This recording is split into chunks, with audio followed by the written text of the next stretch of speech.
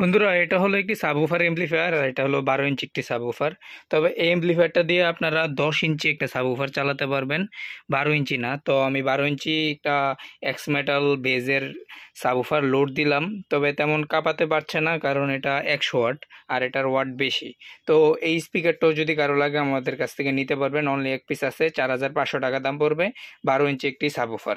এটার ম্যাগনেটটা যদি দেখি, এটা এলজির একটি সাবউফার, এটার ম্যাগনেটটা এরকম। ওকে, তো এটা এলজি এখানে ব্র্যান্ডিং করা। আর আপনারা যারা বলেন যে ম্যাগনেট ছোট, এগুলা বাংলা স্পিকারের ক্ষেত্রে, এগুলা চাইনিজ স্পিকারের ক্ষেত্রে এরকম মনে করেন ম্যাগনেট ছোট হলেও ম্যাগনেটের চার্জ বেশি থাকে। যেমন আমি যে আমার স্পিকারগুলো এখানে, এটো এক্স মেটালের স্পিকার আমি 5 বছর ব্যবহার করতেছি, আরামসে চলতেছে। তো যারা বোঝে ভাই তারাই কিনে এইসব জিনিস। আর এটার কয়েল 2 ইঞ্চি কয়েল। এবং এই যে এমপ্লিফায়ারটা, এটা পেয়ে যাবেন আমাদের কাছ থেকে। এই এমপ্লিফায়ারের যদি ডিটেলসটা বলি, এখানে ফ্রিকোয়েন্সি, এখানে ভলিউম, আর এটা কেবল দিয়ে চালাতে হবে।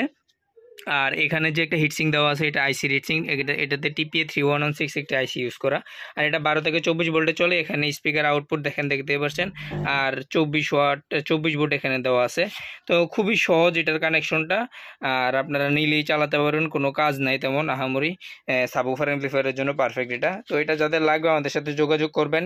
এটাও আছে, এটা এক পিস আছে। যাদের লাগবে আমাদেরকে এক্ষুনি হোয়াটসঅ্যাপে নক করবেন।